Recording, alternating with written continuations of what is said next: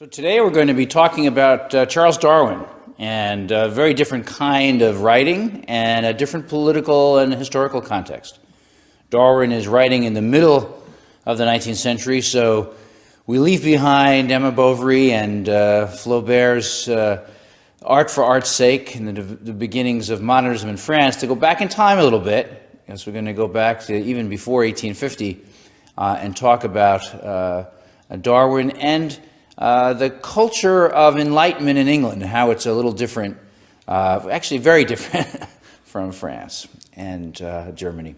So the first slide that we're showing you today has a quote from Darwin in 1839, and he says, "It is difficult to believe in the dreadful but quiet war lurking just below the serene facade of nature." And we use that as a header this week because for Darwin, the facade of nature was very important. He paid attention to surfaces. This is really key for Darwin. He is not someone who thought the surface was completely deceptive and somehow you had to get through illusion to get to the truth. Darwin thought the truth was there on the surfaces of things, on the appearance of things, but you just had to learn how to read those appearances properly. Darwin's faith in the capacity to understand the surfaces of things, the appearances of things, really comes out of a long tradition of empiricism in England, and back to the days of the Glorious Revolution, the Revolution of 1688. For our purposes, and you can read much more about these things in various textbooks and encyclopedias of European history. For our purposes, the intellectual history of the period owes so much to John Locke, a figure instrumental in the in the Revolution of 1688 and the late 17th century more generally. The Enlightenment in England was less confrontational than it turned out to be in France, less confrontational and, as I said, more empirical, more concerned with sensation, with how things feel, and the truth that one could derive from how things feel. For Locke, we should just get some key concepts on the table. Again, all of this is background for Darwin's work in the 19th century. For Locke, consent was a major category. That is, he wasn't as concerned with critique and with subversion or unmasking. For Locke, consent was a key category because in Locke's political philosophy, the social contract was based on the consent of the governed, and that consent was a rational decision by the governed to exchange a portion of their freedom for increased security. But Locke did argue that there was a right to revolution. That is, that there were times when the government was so abusive that exchange of freedom for security was tilted out of balance, and therefore one had a right to change government. That was certainly a radical notion in the late 17th century. And he also believed in Locke believed in the natural rights that were the underpinning of the social contract, the natural rights that would be so important actually for the founding of the American Constitution at the end of the 18th century. Limited government is part of Locke's political philosophy, moderation, limited government, and most importantly, toleration. Locke comes at the end of the 17th century when Great Britain had undergone a series of rebellions and civil wars, many of them grounded in religious disputes. And Locke develops a political philosophy very different from the rest of continental Europe, arguing for toleration so that people could agree to disagree without fighting. They could agree to disagree without thinking they're abdicating some essential duty to convince everybody else they were right. We take a lot of these things for granted today, but in Locke's time, an argument for toleration, for the coexistence of very different religious beliefs within a single country was a radical notion, a notion that was a departure from the status quo.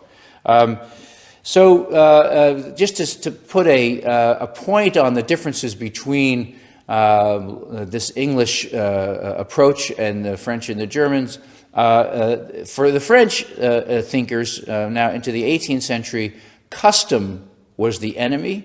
The status quo, custom, was something that was duplicitous, and the philosophe, the intellectual, had the good sense to see through custom.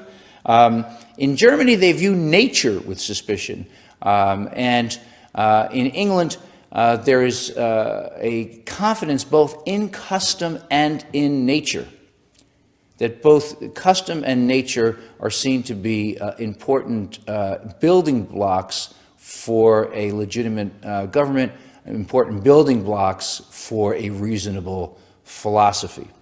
And now that's really the kind of distant background to our subject this week. And we'll get a little closer in the 18th century with Jeremy Bentham. Jeremy Bentham, that's a name that will be familiar to many of you as the father of utilitarianism. And when we talk about this material in class, I have an opportunity to ask people before we get into it, like, so what do you think utilitarianism is, and a spirit of utility? What does that mean? And we don't have an opportunity to have conversation in a online course, but you might stop for a minute and write down a couple of things that you think utilitarianism might mean, and then start the tape up again to hear some of the ideas that were key for Bentham, who lived from 1748 to 1832. Bentham reads Locke, but he reads Locke in a dramatic way. For Bentham, you want to get rid of all of the things that you can't quantify, that you can't put into a rational system through which you can measure your results. And that means you get rid of a concept of human nature. You get rid of the notion of the order of the universe, which was still important to Locke. And perhaps most importantly and most surprisingly, Bentham says get rid of precedent. Take a more extreme example.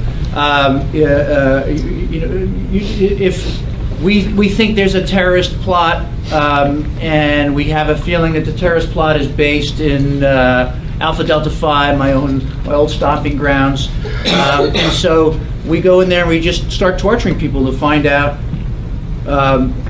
because we're only going to torture 19 people at most, and the benefits are for thousands and thousands of people.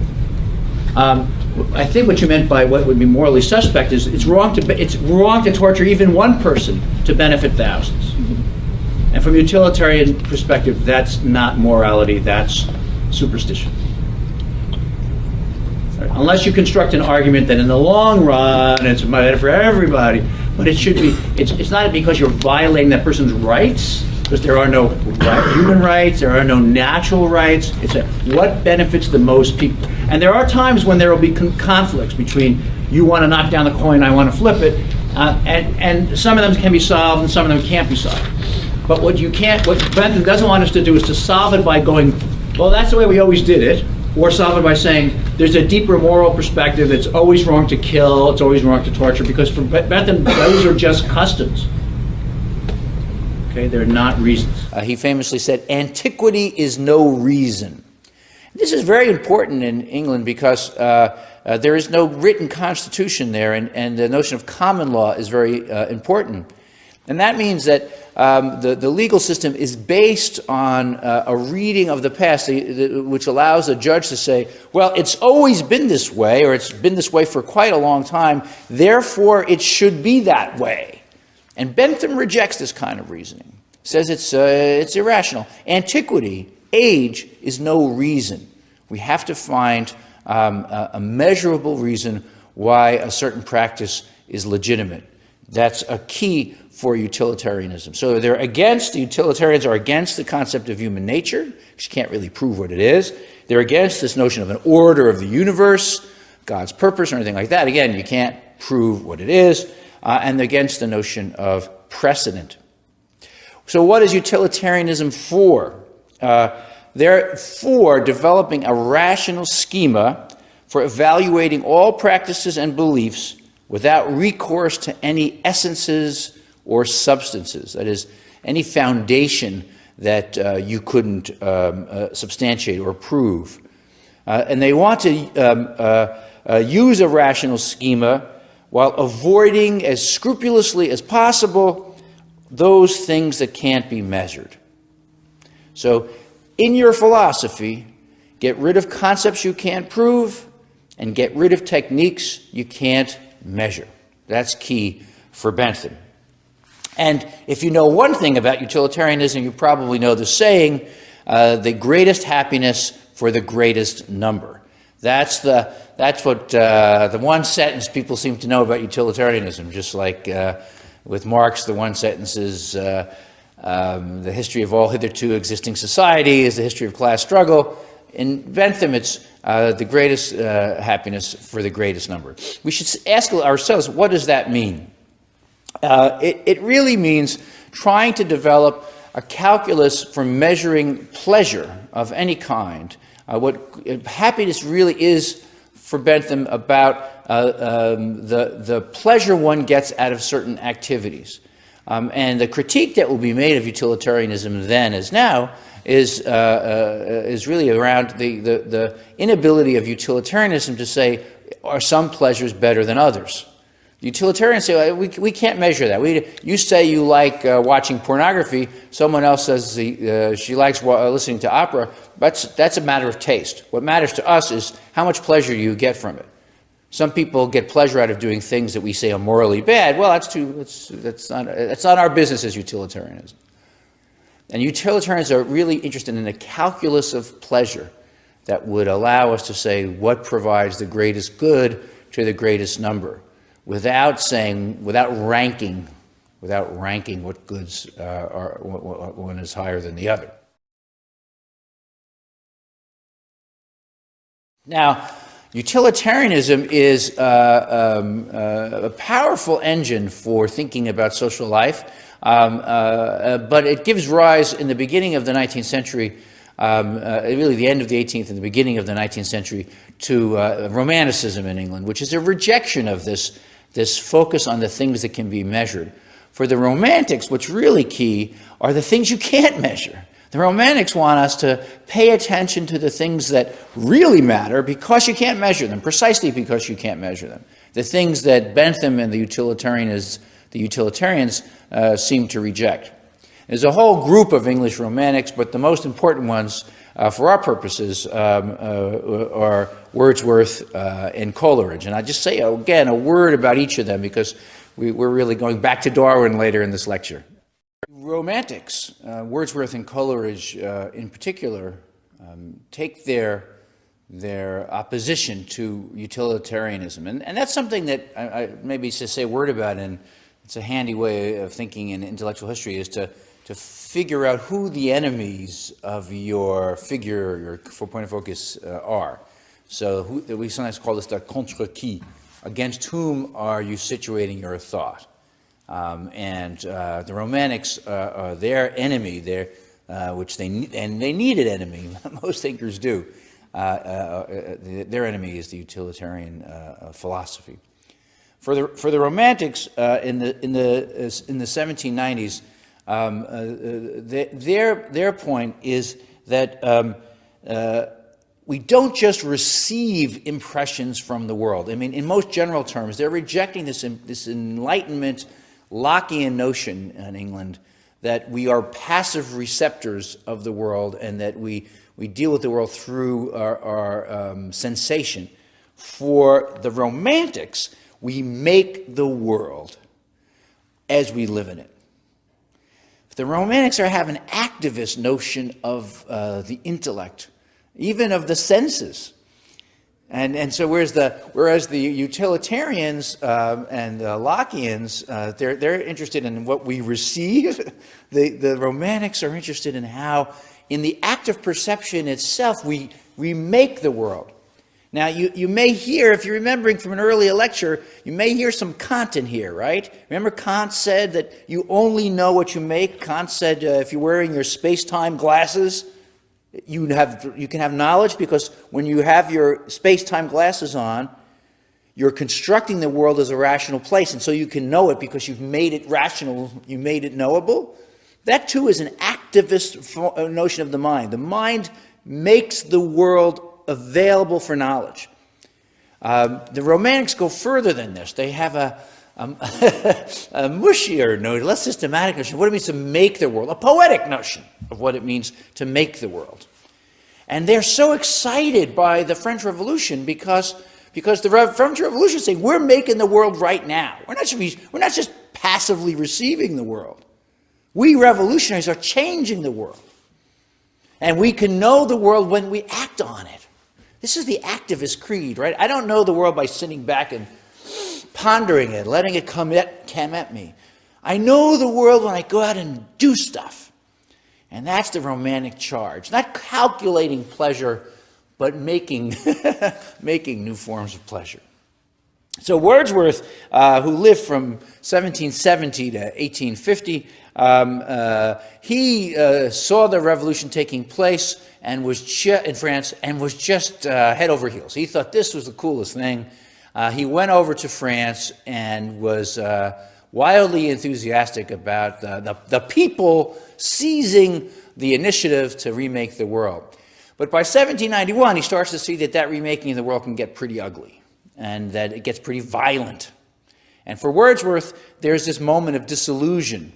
After 1791, roughly, as when the revolution begins to spin out of control, and then by 1793, you have the Reign of Terror.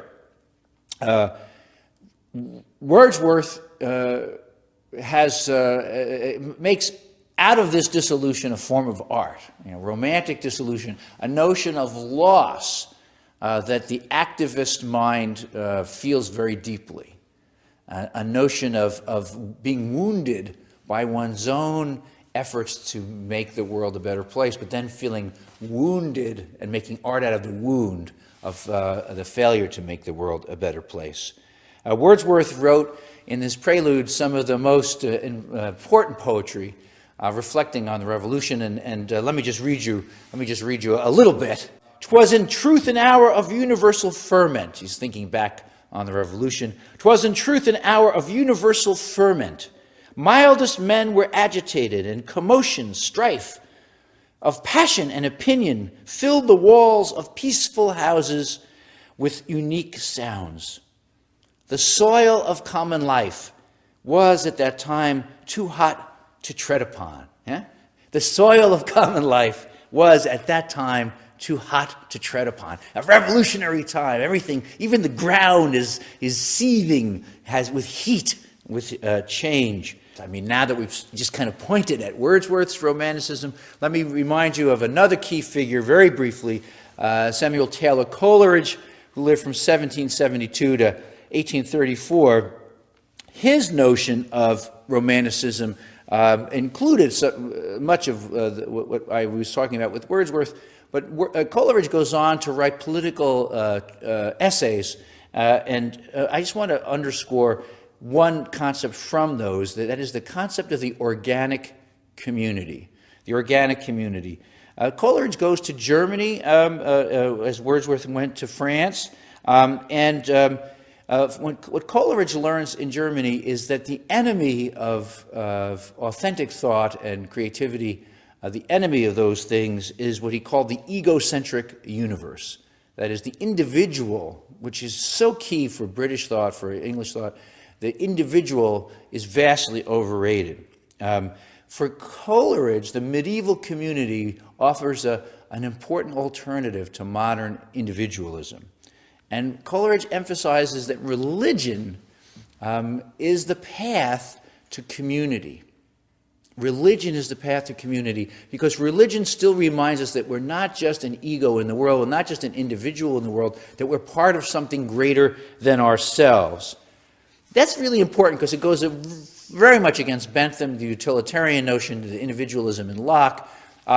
This romantic appeal to community and religion remains strong in England in ways that keep alive a avenue for talking about history, community, poetry, and religion as alternatives to the status quo of industrialism, utilitarianism, and individualism.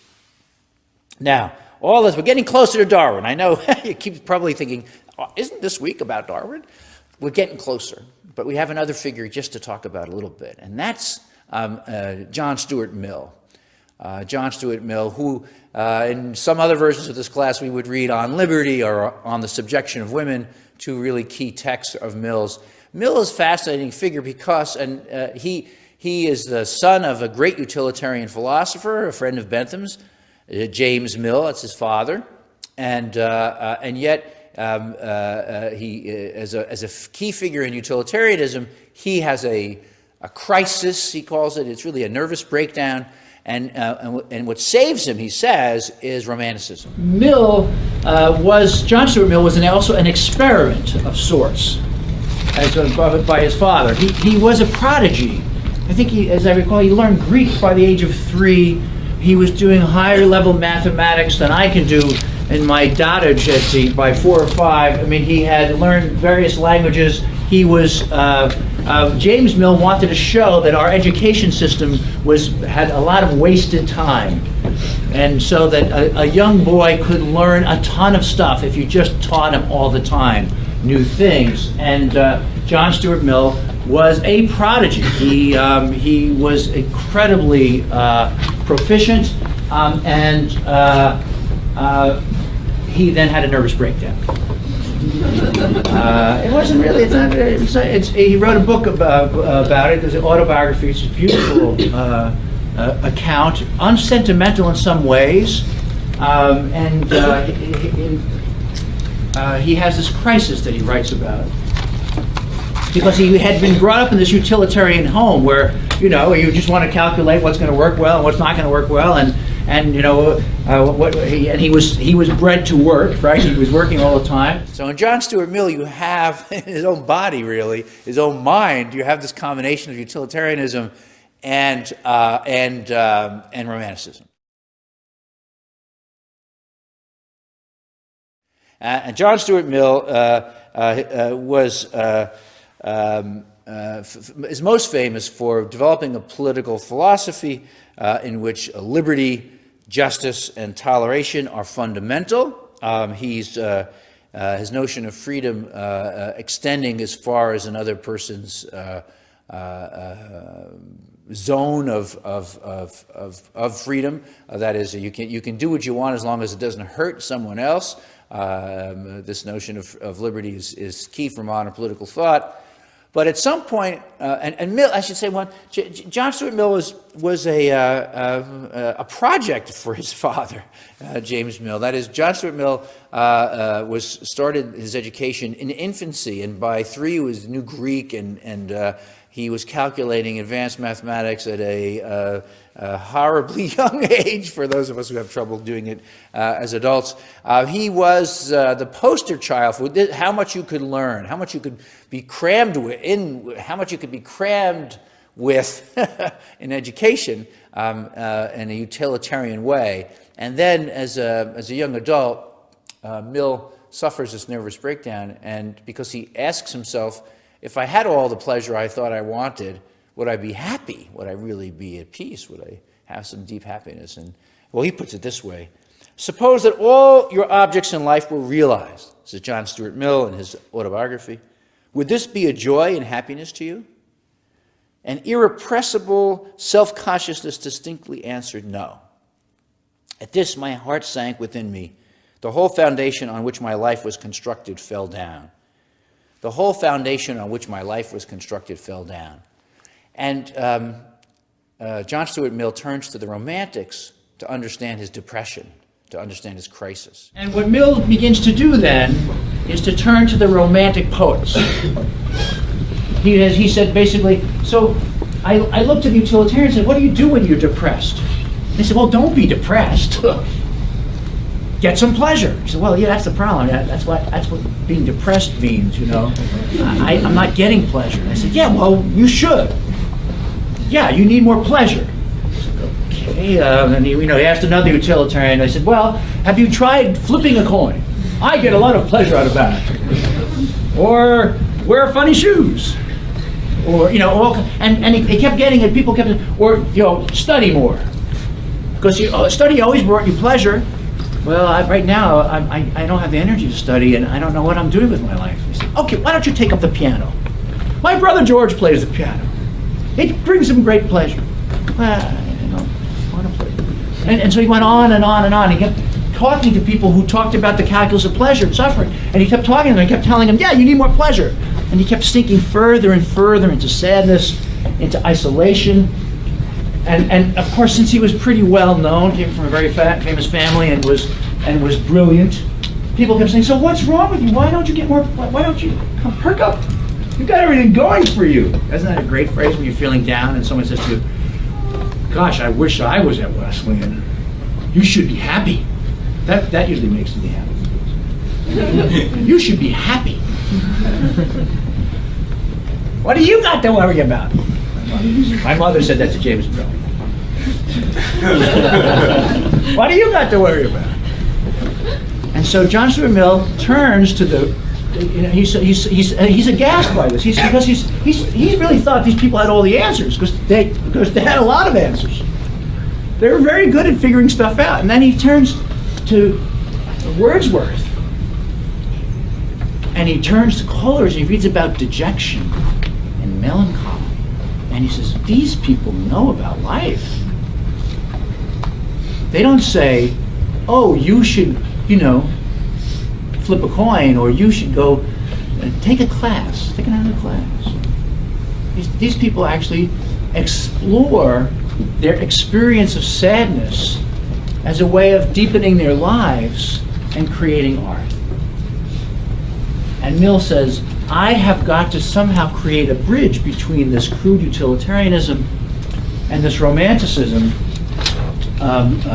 which has produced these extraordinary achievements in English poetry. And the rest of his life, he focuses on building a philosophy that combines attention to utility, attention to calculation, but also attention to organic community, attention to the whole. And it is that kind of combination that really is the most important background, the most important context for the development of Darwin's work. Now we finally get to Darwin and his great achievement in the middle of the 19th century, which was to tackle a problem that had long plagued philosophers and scientists, a problem of enormous controversy because it had to do with the man's place in the universe, how species of animal came about, and whether they changed. These were some of the core issues in biology and natural philosophy, but Darwin wanted to address them with a kind of language that people would find acceptable. Even though he was saying things that in some ways were quite shocking, he wanted to say it, and he did find a way to say it in ways that were accessible to a general audience, and that people could say, yeah, well, that's the way it must be. I mean, of course, he had his detractors, to be sure, but he also was able to find a rhetoric for talking about the origin of species that didn't arouse as much of the traditional antagonism as he might have. Darwin sometimes called his subject the mystery of mysteries, and the origin of species is so mysterious because it goes back to the question of creation. Why are there so many different kinds of animals? And the answer seems to be in religion, really, for the West, that God created all of these animals in great abundance and gave human beings dominion over them. And Darwin's question is that, but why so many? And why so much variation? I mean, one could attack that question and say, well, what did God have in mind in creating hundreds or thousands or hundreds of thousands of species of insects? Or one can say, how did these things come about? Not what did God have in mind or what does even nature intend, but how did these variations come about? And that is Darwin's problem. Why is there variety? And then the second is species are not permanent. And that was a radical notion. He's not the first one to explore that question, but still, the permanence of species was something that many people took as common sense. For Darwin, these are not metaphysical questions. These are what he sometimes called genealogical questions. You know, a genealogy is when you start from the present and work your way back. So you find an example of a certain species, and then you say, how did this species come about? How do I find its genealogy? And how do I trace its genealogy, all the things that led up to it, all the things that led up to its being here in the present? I find a mollusk, or I find an ant, and I say, what led to this ant? What are the other ants or creatures, other creatures that led to the development of this particular species, this particular example of the species? Genealogy replaces metaphysics. Darwin is a traditional scientist, though, in several ways. And one way is that he has this lovely wonder at nature.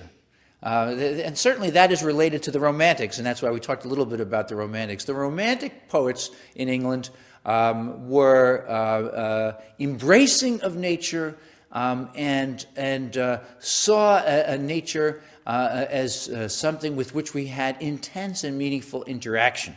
And Darwin's work as a field biologist, as a cataloger of the variety of species, is animated by a wonder at the extraordinary richness of nature. The other thing I want you to hold in mind here as you think about Darwin is how the present is the key to the past. That's really what genealogy insists on, that the present is the key to the past. And Darwin goes to investigate these things. He doesn't sit in his room and read about them. He doesn't close his eyes a la Descartes and say, how can I think clearly about them? Darwin says, I got to go look. I've got to look and I've got to collect. And so he goes on his famous voyage on the ship the Beagle from 1831 to 1836. From 1831 to 1836.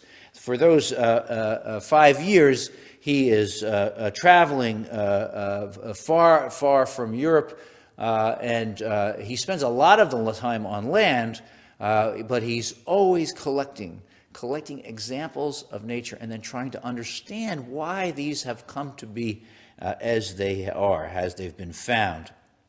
Now, once he has these collections, once he sees the variety of nature, he does have some tools to work with from the science of his day. And a couple of things are key. One is the science of populations, the science of populations. And here Malthus, a name that will be familiar to many of you, Malthus is very important. That for Malthus, the populations grow, and to a certain point that they enter into crisis because they've grown beyond the resources that are available to sustain them. So they grow, but then there's a crisis, and the population will then shrink again.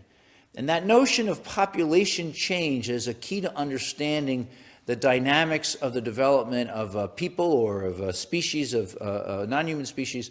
That is key for Darwin, and he'll use much of Malthus in his understanding of survival. He also is very interested in geology. Geology has made great discoveries in the 50 to 100 years before Darwin, and that's so important because geology shows you the gradual change is fundamental. It can even be radical. Like gradualism is compatible with radicalism. That's a funny thing, because geology teaches you that you can have massive changes over thousands, tens of thousands, and hundreds of thousands of years, that things work out in geologic time in ways that create massive radical changes. And for Darwin, the extension of time was key. Expanding the zone of time with which one was thinking was key to his success. So Darwin comes up with this idea really about what we can call the persistence of favorable variations. This is how he put it in The Origin. This preservation of favorable variations and the rejection of injurious variations I call natural selection. That's key, right? That's the key idea for Darwin, natural selection. The preservation of favorable variations and the rejection of injurious variations. That's what I call natural selection, Darwin wrote.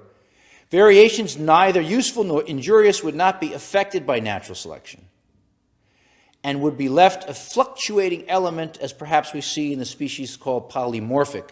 For our purposes, that means that positive or favorable variations will be favorable variations will be preserved, and injurious variations will become extinct, and the things that are neither favorable nor injurious will fluctuate. These are the key elements in natural selection. Darwin has three major works. The Journal from the Beagle, which is 1845, The Origin of Species, which is 1859, and The Descent of Man, which is from 1871. And I want to say just a few words about each of these, and then just to give us, again, some overall sense of Darwin's contribution. So Darwin's voyage on the Beagle is sometimes called a voyage of a naturalist. He spends, as I said before, nearly 5 years on this trip. It was important to him in many ways. It was one of the first times. It was the first time he encountered a slave-owning society, which was important to Darwin because he was from a family that had deep anti-slavery commitments, and he was impressed by the brutality of the slave owners.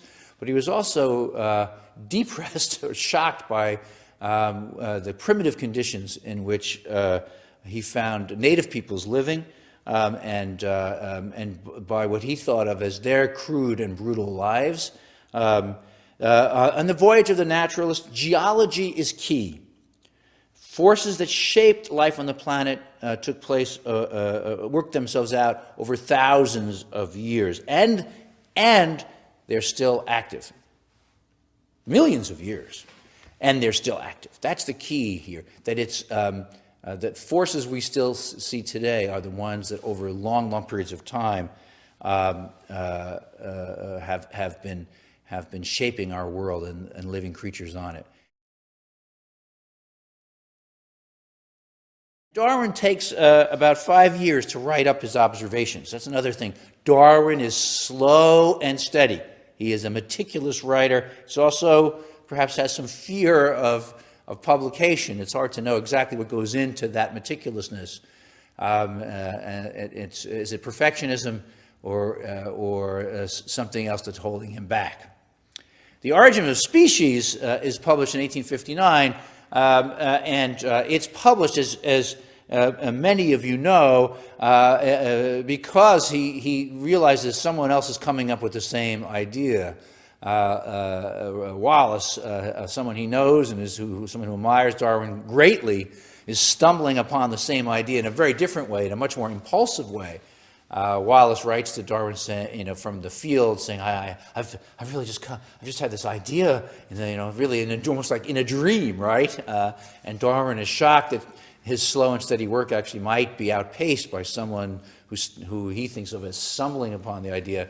And Darwin gets his idea out. He does note that Wallace is coming up with something similar, but Darwin gets the lion's share of the credit, because he had been working on this notion for many, many years and could document that. So Wallace was writing pretty much a very similar story of natural selection, right? And Darwin had been working on this for at least 20 years, around 20 years. And then towards the end of this period, he met Wallace. Wallace knew him. And Wallace was the kind of Darwin's opposite number. You know, Darwin he didn't want to upset his wife because she was religious, so he toned down the kind of offensive stuff as much as he could. He was always sick. Excuse me. He had to sit down. He would go on these trips, and he would painstakingly classify things, and then he would build in his house ways of staying, and he would surround himself with ways of doing science that would keep away everyone else, keep everybody else at bay. And then they would invite him to conferences. He'd say, "Oh, I'd love to come, but why don't you just send me the specimens?" And Wallace was the absolute opposite. Wallace is like, the best way to understand about nature, man, is to go out into nature. I've got to go out and I've got to go travel around. I'm going to go find I got to have some goods in Southeast Asia, man. I'm going there. That's where I'm headed. I'm going there. And you know what really brings me close to nature? I've been smoking this stuff. It is, this is Wallace, right? He's drinking. He's trying everything. He's writing letters to Darwin. Darwin's like, yes, okay, I'm just trying to line up one barnacle with another. And Wallace is out there doing these crazy things. And he's a wild man. He is really, but he's asking himself, why is there variety? Why is there variety? Why are there so many different kinds of animals? Man, I gotta find some more. Why is there so many different kinds of procreative practices? Well, no. Let's try some. He is like, whereas Darwin is, I had to think about that. And so Wallace is, I think he was in Southeast Asia, if I'm remembering right. I may not be, but not far off. And he's on this trip, he's collecting all the stuff. And he gets really sick. And he has a terrible fever. Maybe it was malaria related. Has terrible fever. And while he is in a fever, in a dream, the idea of natural selection comes to him. It's so great. So he writes to Darwin. He's like, oh man, I had this wild dream, man. I had this fever, and I was like, I was dreaming about how is it possible that you could have all these variations, and then I woke up and I realized, man, it was because when the variations took place, if they were strong variations, they would actually reproduce. And then, hey, Charlie, you think I got something? I wrote some stuff down after I woke up, and here I'm sending it to you. And Darwin's like, oh my God! He's right. He was right. That Wallace was right. And Darwin was trying to establish evidence. And Wallace said, it came to me in a dream. And so Darwin writes up and Darwin, I don't know if he ever would have written it up. It's hard to know. I mean, it's just, he's such a deep source of puzzlement and genius. It's hard to know. Like, some people just can't finish it. Everybody knows they know it. They just can't finish whatever it is, a painting, a sonata, a theatrical production, but Darwin said, I better finish. I got to finish this, and so he sent it off. He finished writing it up, and he had drafts. I mean, he didn't steal it, but he did preempt Wallace. Although he also told the scientific society, because Wallace was out in the field somewhere experimenting, and Darwin said, Wallace did send me the stuff, and he should be recognized as well. And Wallace, he loved Darwin. He really looked up to him. He's like, when he was out here, Darwin really was a serious scientist. So I don't know how much he held it against him. A little bit probably, but Darwin then becomes the focal point for a new way of thinking that progress happens through contingent variation. Contingent variation that then gets propagated again and again. And that notion that progress happens through unintended variation that gets propagated again will be where we'll pick up the story on Wednesday. The origin of the species was deep science, but it's aimed at a general audience. And some have said that it's the last book that actually has as that great a scientific ambition that without specialization. And that's an interesting thing to hold in mind.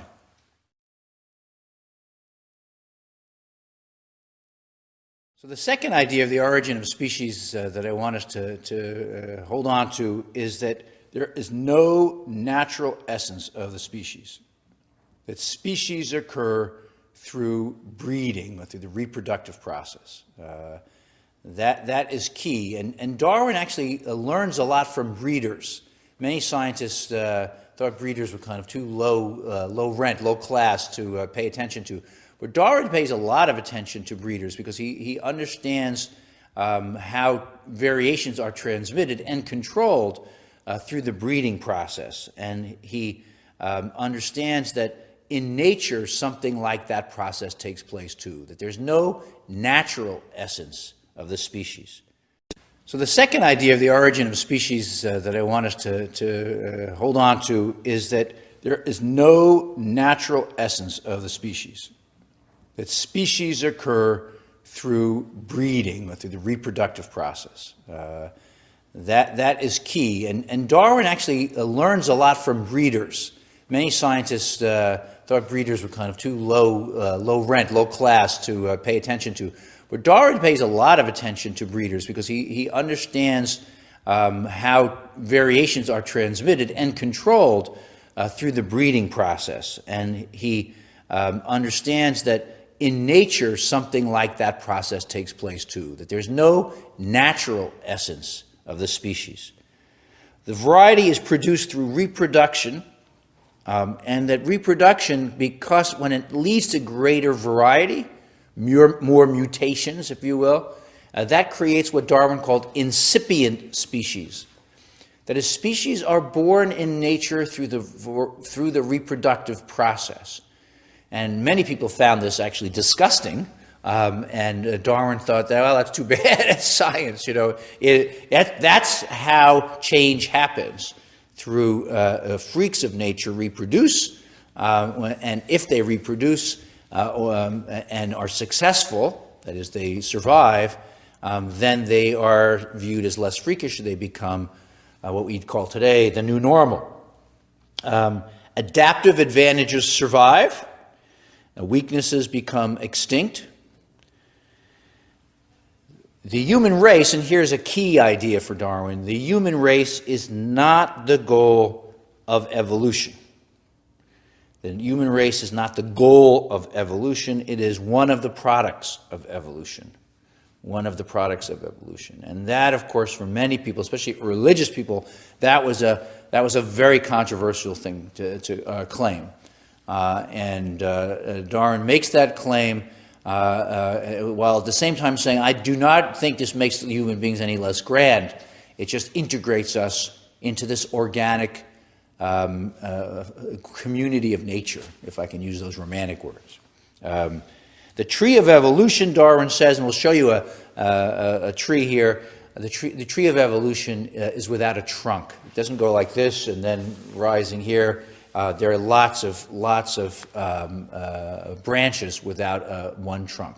And for Darwin, that's key, and it really breaks the idea of a great chain of being, that somehow all the species lead up to man at the top, who is closest to God. Darwin has no use for that idea anymore. So for Darwin, massive change is a product of minute variations. So you don't need a big revolution to create big change. Lots of small variations that reproduce over time create the massive changes. And here I just want to quote to you from The Origins of Species, How fleeting are the wishes and efforts of man. How short his time, and consequently, how poor will his products be compared with those accumulated by nature during whole geologic periods. Can we wonder then that nature's production should be far truer in character than man's productions? That they should be infinitely better adapted to the most complex conditions of life and should plainly bear the stamp of far higher workmanship? So, in other words, what Darwin is saying here is that nature produces great workmanship, not human beings in the image of God. Nature produces great workmanship because it has thousands of years to do so, millions, really, of years to do so. So Darwin uses four main types of evidence. Biogeography, that is, that certain forms of life come to exist only in certain places. Similar species exist nearby because they descend from common ancestors. So biogeography.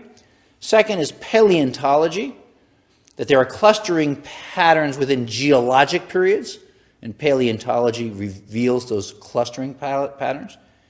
Embryology, that the embryo is the animal in its less modified state.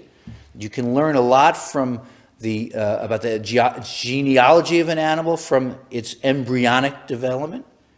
And fourth, morphology. Morphology studies the form and structure of something without consideration of the function. Natural selection works on patterns, and Darwin is so interested in studying the patterns of existing animals to trace back their geology. So four types of evidence: biogeography, paleontology, embryology, and morphology. Species, again, not based on essence. That is the key for Darwin. In short, we will have to treat species in the same manner as those naturalists treat genera, who admit that genera are merely artificial combinations made for convenience. Artificial combinations made for convenience. That's all a species is. This may not be a cheering prospect, but we shall at least be freed from the vain search for the undiscovered and undiscoverable essence of the term species. You can't find it out. This is where the utilitarianism came out. I'm not going to look for something that I can't really study. Again, so Darwin is using all of these strands from English intellectual history. So in the philosopher Lennox in the Stanford Encyclopedia of Philosophy has a nice summary of natural selection that I just want to share with you here. Darwinian selection theory is a two-step process, he writes. The production of variation unrelated to the adaptive requirements of the organism, production of variation just by chance. And the second step, the differential perpetuation of these variations that serve adaptive needs. So one, the variation produced contingently, and the second step is that some of those variations will be perpetuated because they serve the needs of the animal. If people would show me those beetles, right, and I would just be afraid of them all, right, and I would be like, I would see them, they look the same, right? And for what's I think important for us is that things that most of us would say look the same, for Darwin contain enormous variation.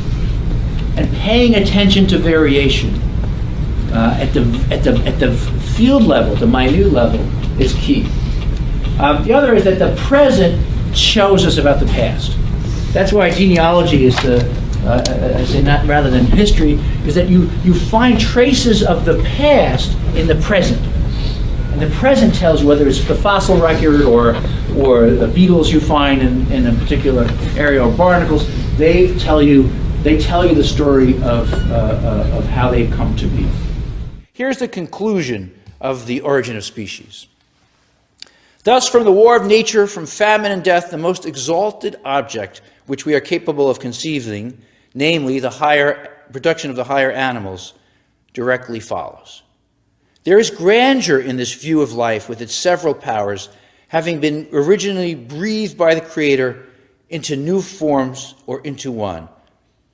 And while the planet has gone circling on according to the fixed laws of gravity, from so simple a beginning, endless forms most beautiful and most wonderful have been and are being created.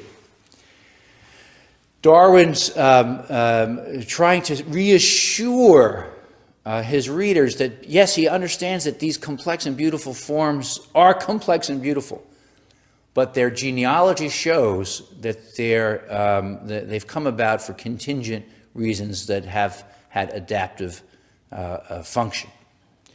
In The Descent of Man, Darwin publishes in 1871, Darwin emphasizes a few of the key points from The Origins of Species, and I want to just remind you of 4 of them. First, humans evolved differently from other primates, but humans have a common ape ancestor. 2, intelligence is not the driving force of evolution, but its byproduct. This is really key. There's no intelligence guiding evolution, but intelligence is an adaptive byproduct of evolution. Intelligence was one of those variations that get perpetuated because it helped in the struggle for survival. Morality is an adaptive change produced through the advantages of living together.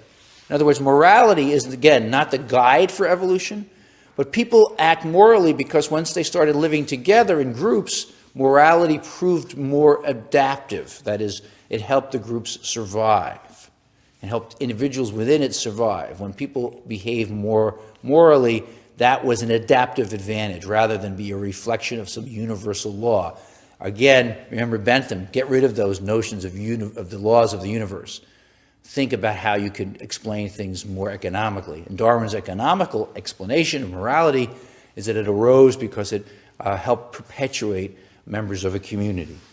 And the last item in The Descent of Man that I want to call your attention to was in the reading we asked you to do this week is sexual selection. Sexual selection depends not on the struggle for existence, but on the struggle between males for possession of the females. The result is not death to the unsuccessful competitor, but few or no offspring. So sexual selection means that the female animal chooses the male that is most appealing to the female. And of course, the peacock is the example that Darwin and many others will use, that it seems to have no adaptive function in terms of getting food or this big, beautiful tail, but it shows the female something that the female thinks will be an advantage or finds appealing, and the female chooses her mate, and that the males evolve to be chosen by females. Sexual selection, which violated lots of conventions at Darwin's time, right? Because females are doing the choosing, and that sexual selection is based on attractiveness rather than just obvious function. So one quotation here on sexual selection from Darwin: I fully admit that it is astonishing that the females of many birds and some mammals should be endowed with sufficient taste to appreciate ornaments, which we have reason to attribute to sexual selection. It's even more astonishing in the case of reptiles, fish, and insects. So Darwin is trying here to understand how our aesthetic preferences actually have an evolutionary dimension. Dennis Dutton, a contemporary philosopher who died recently, wrote a book on the art instinct that tried to use this understanding of sexual selection as a way of grounding aesthetics. And many others have had their imaginations piqued by Darwin's emphasis on sexual selection.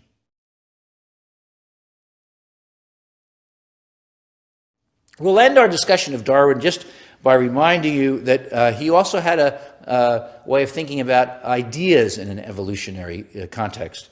Darwin wrote, "False facts are highly injurious to the progress of science, for they often endure long." False facts. "But false views, if supported by some evidence, do little harm, for everyone takes a salutary pleasure in proving their falseness.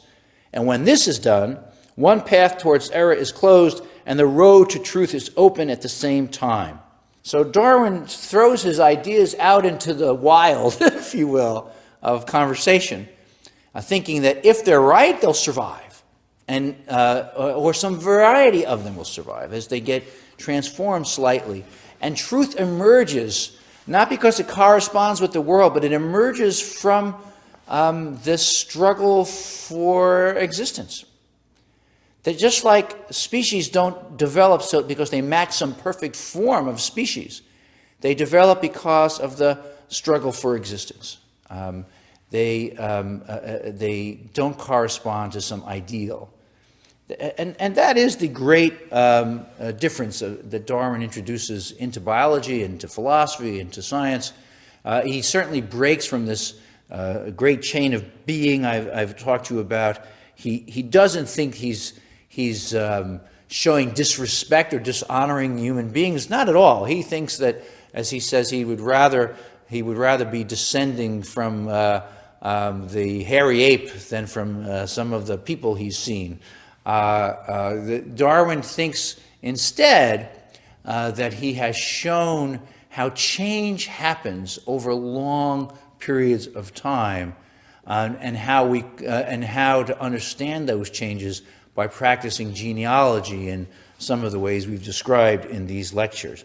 In The Descent of Man, Darwin says, "We thus learn that man is descended from a hairy quadruped, furnished with a tail and pointed ears, probably arboreal in its habits, and an inhabitant of the old world."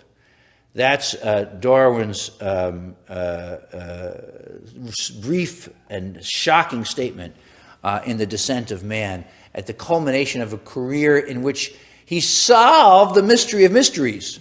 But he solved it by saying, here's a way of thinking about change over time, and the way I think about change over time will change over time as other people use it. That truth emerges from the contest of ideas. Truth doesn't have to match something else. It doesn't have to correspond to an essence. Truth comes through contestation. That's a message we'll see repeated often in this course through as we finish the semester, especially in the pragmatists later on in the semester. The truth is a compliment you give to the ideas you like, as Dick Rorty used to say.